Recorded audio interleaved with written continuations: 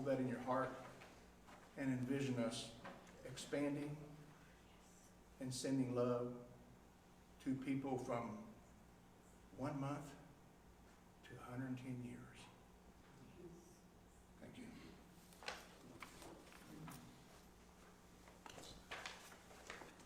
The title of my talk today is Where the Warts, Keeping the Faith. I remember the first time I saw her. Her name was Sandra McConnell. She was a freshman at Louisiana Tech University where I was a junior.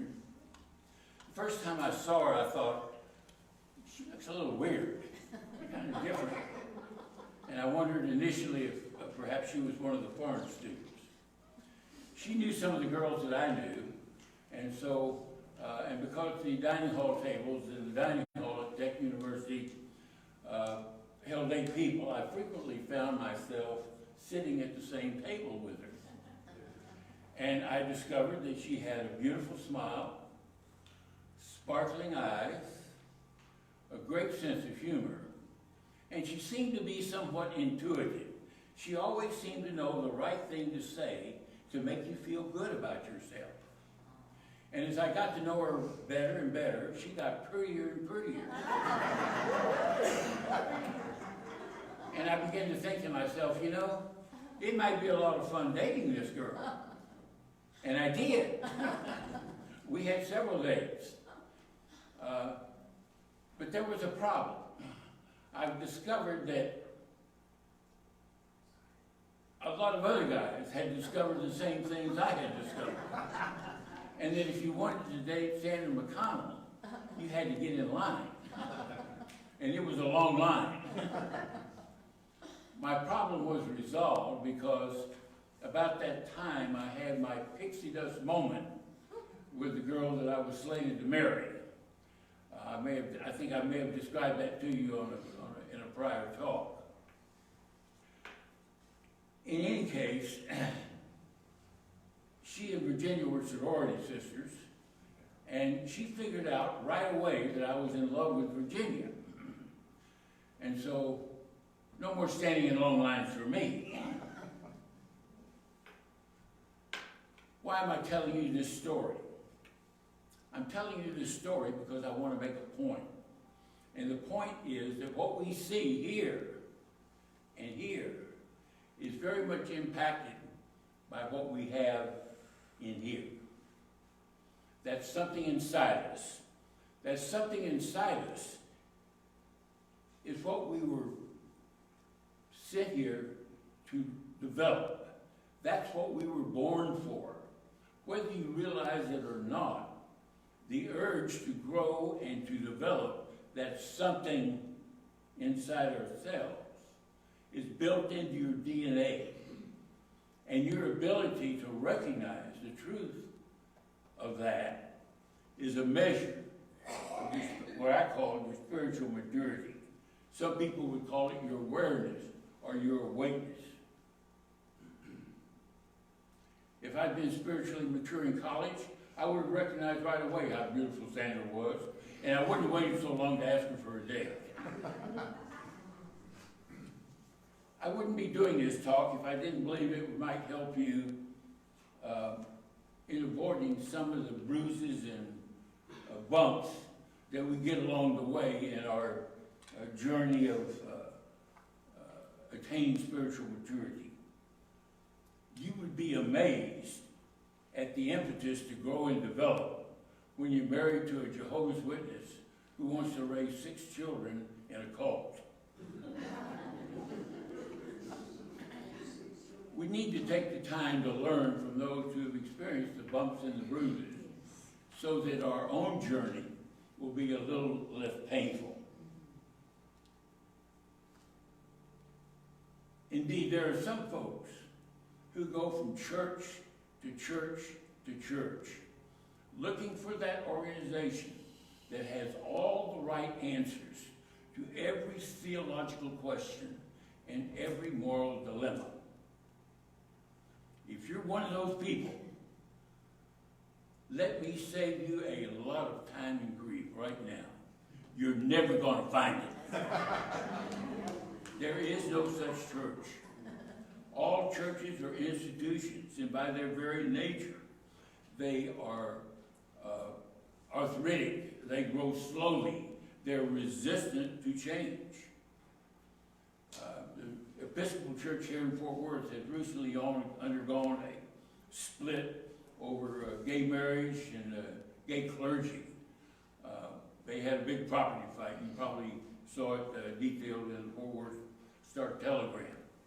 And it looks like the Methodist Church is getting ready to undergo a terrible split over gay marriage and gay clergy.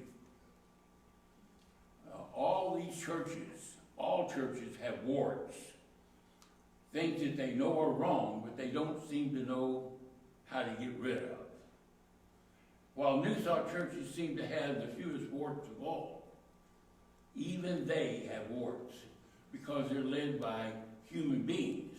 They're led by people, and those people have egos, and those egos sometimes cause them to do really dumb things that they come to regret later on.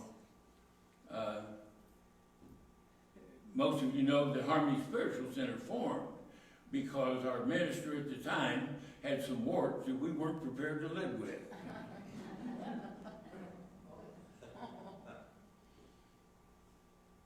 If I were to do a survey of the folks in this room, I doubt if I would find anyone, certainly not more than one or two, that were actually raised in a New Thought church.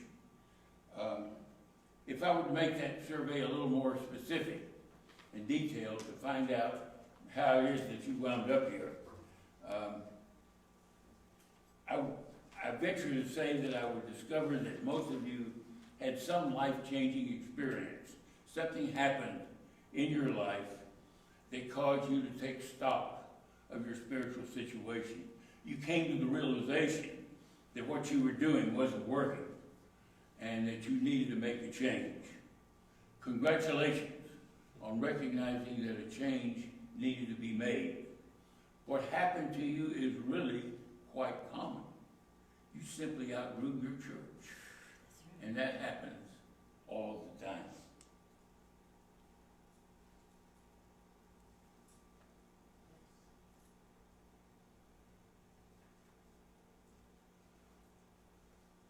Some of us, when we're faced with a prospect of change, tend to tighten up and turn away. That's the natural reaction when it comes to change. But you realize that it just has to happen. Some of us get a little help from the Holy Spirit. For me, it was more like a kick in the ass. My marriage was under terrible strain at the time. One of my children was bailing out of the cult, and all the rest of the family were shunning her. And it was causing terrible pain, and I was aware of that pain, and I was in a lot of turmoil. I was attending Richland Hills Christian Church at the time, and we had a wonderful Sunday school teacher by the name of John Chaffin, and he sometimes strayed from the beaten path, shall we say. And that Sunday, he read the preface out of Richard Bach's book, Illusions. And it was as if someone reached out and grabbed me by the throat and shook me and said, "You need to hear this." And I went out and I bought the book that afternoon. I read it in one sitting, and it changed my life, and it saved my life. It certainly saved my marriage. I subsequently have run into a number of other people that have had similar experience with that book. If you have not allowed that book to work its magic on you, you certainly should consider it. I do a fair amount of traveling, and when I do, I like to engage with the people I'm traveling with. It's tougher these days because everybody's buried in their damn cell phone. But if you are open and persist, you certainly will eventually find someone to engage with. And if the subject of religion comes up, and you mention that you're New Thought, you'll get a really blank look. Because New Thought has not grown to the point where people know who we are. If you mention that you're religious science, they will make you a Christian Science. those people that don't go to doctors. If you suggest that you're not Christian Science, you're unity, they will say, oh yeah, they know all about being a Unitarian. And they'll remind you that Thomas Jefferson was one. The next question is likely to be, are you a Christian? Now the going is getting a little tougher. How are you going to answer that question? That question is being debated throughout New Thought. The problem isn't so much a difference of opinion among the people that classify themselves as New Thought. The problem is the definition of the people that's in the minds of the people asking the question. When they ask, are you a Christian? What they are really asking is, do you believe that Jesus is the only Son of God who came to earth to be a ransom sacrifice for our sins? And have you accepted him as your personal Savior? And if they were to spell it out like that, my answer would have to be, no, I'm not that kind of a Christian.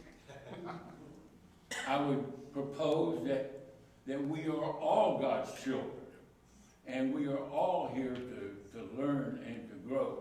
And that Jesus came to us out of his great love for us. And that his ultimate aim was to demonstrate that the ultimate enemy, death, could be overcome. And to teach us a better way to live.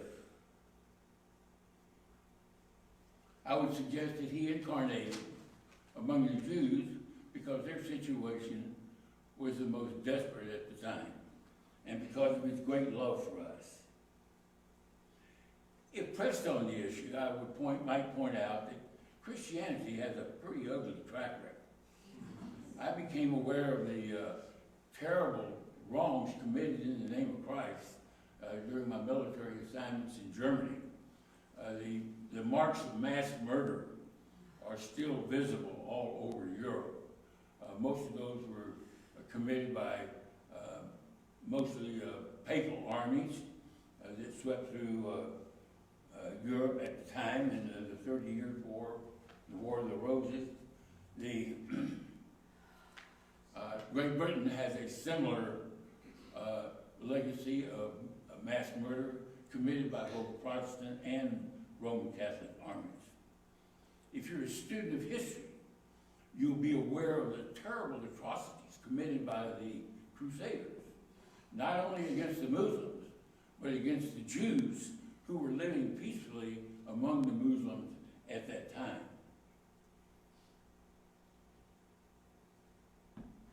I find reading stories about the Inquisition to be very depressing. I was never tempted while I was in Europe to tour the torture chambers. I was not surprised to learn that the Inquisition only ceased when the requirement, when the incentive to turn your neighbor in, namely you got a chunk of their estate, when that was removed, then the Inquisition motored down. By that time, the church had grown fat on wealth and property achieved from people who had confessed under torture, mostly Jews and Muslims. If your debate partner will admit to the atrocities committed in the name of Christ, you're likely to hear those things blamed on old teachings and old theologies, and they will point out that they have solved that problem by going straight to the Bible and taking a literal interpretation of the Bible. You might hear things like, no creed but Christ, no book but the Bible. Where the scriptures speak, we speak. Where they're silent, so are we. In most churches today, the scriptures are presented as God's word instead of man's word about God. Your debate opponent will not likely to hear about the numerous editing that has taken place over the years, much of it by authorities with an agenda. They do not wish to hear about the changed meaning of words over the years. You mean it wasn't written in English? Beg pardon? It wasn't written in English? Apparently not. They do not want to hear about the numerous copy errors and the initial disagreements about even what books should even be in the Bible. Those who have become knowledgeable about such matters and might admit that yes, there may be some errors in the Bible, are periodically purged from positions of leadership in religious organizations and in seminaries. That happened right here in Fort Worth about 30 years ago when the, I believe it was the Southern Baptist Radio and Television Commission and certainly Southwestern Baptist Theological Seminary was thoroughly purged of people who declined to sign a statement attesting to their belief in the inerrancy of the Bible. If the church organization has the term Bible in its title, you can be pretty sure they practice what I call bibliolatry. They use the scriptures to keep women silent. They do not allow them to preach or to teach because it's scriptural. Never mind the fact that Jesus never made those statements. Those were made by Paul, and they weren't made to the church as a whole. They were made to a particular congregation that had recently admitted a large number of female pagan priestesses. Never mind that Jesus' leading disciple, the one that stayed with him to the end, the only one that had guts enough to show up for the crucifixion, and who likely penned what later became the Gospel of John, was a woman, Mary Magdalene. Folks, it's not necessary to believe in the inerrancy of the Bible in order to profit from it. There are some real gems there. My son is currently attending a Bible class at one of the mega churches, and last night he took his life in his hands and took me with him.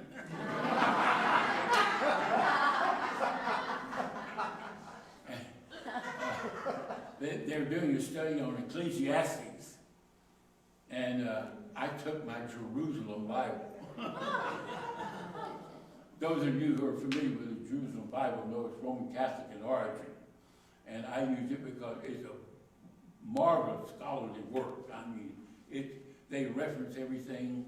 If there's something in the New Testament that relates to the Old Testament, they give you a reference and show you where to find it so you can more fully understand it. And in front of every book, there's a little commentary that tells you when it was written, who wrote it, etc., etc. So one of their lecturers had just spent 20 minutes talking about how Solomon had written the book of Ecclesiastes. And my little commentary said, which of course you know me, I love to share. Said that reference to being a king, a son of David, and a leader of Israel was a literary device to garner respect for the writing, and that in fact it was written about 330 BC, and certainly after the exile, which of course means that Solomon could not have written it. But they didn't throw me out. They actually invited me back, and they told me I could bring my Jerusalem Bible.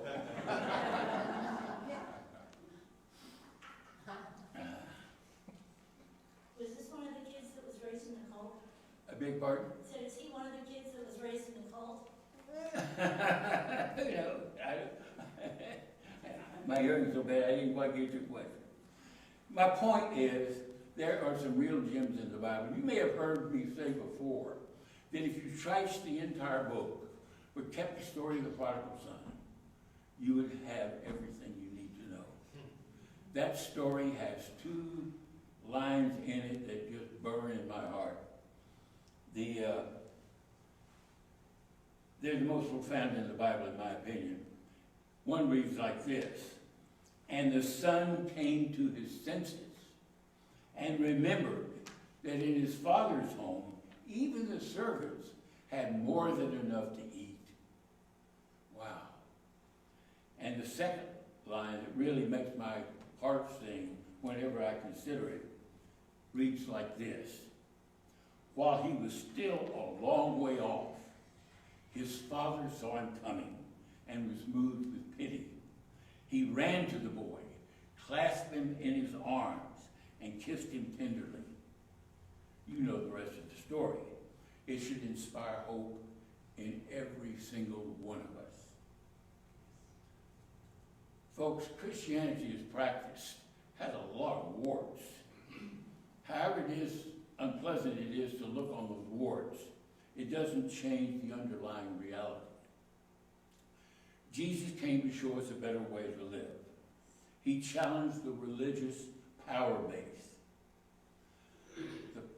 Mankind wasn't ready to hear those lessons, and so they took his life to shut him up. But he used the occasion to teach the greatest truth of all. Life is eternal. You will survive the so-called death experience. You may not be far enough along spiritually to generate a body on this side, as Jesus did. But remember, he had a mission to perform. That's not your job. The Bible, with all its flaws, contains sufficient information about what Jesus taught so that it can change our lives for the better.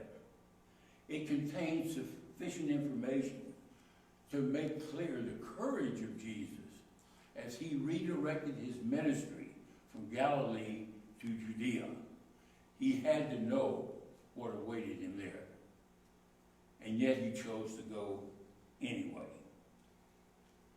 There is sufficient information to make clear his unbounded love for us as he underwent his final hour.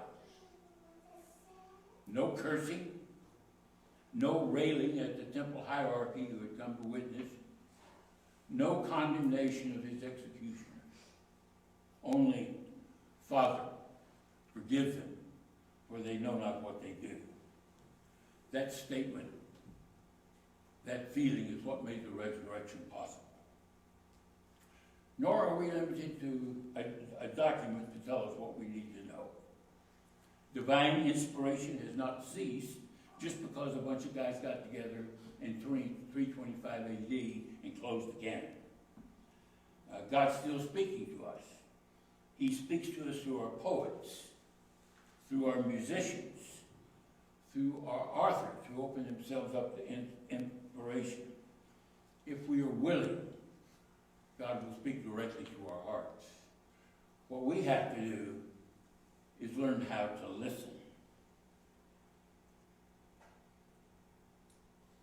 It's hard to do. It's not easy. There's so many distractions. Distraction is the ego's deadliest tool. Properly employed, it can keep us from learning the truth about ourselves. And what is that truth?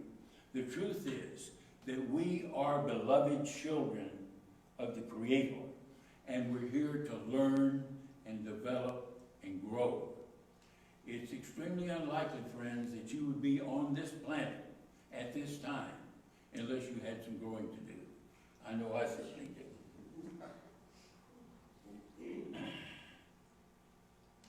Harmony Spiritual Center is a great place to do that growing. There's spiritual food in abundance here.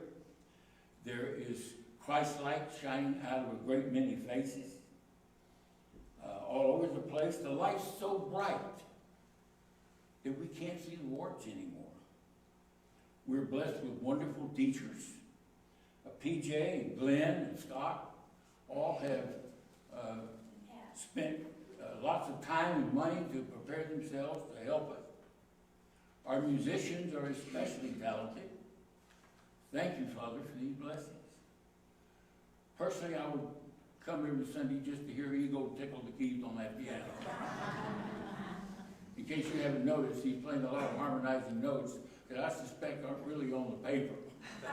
And it's beautiful to hear.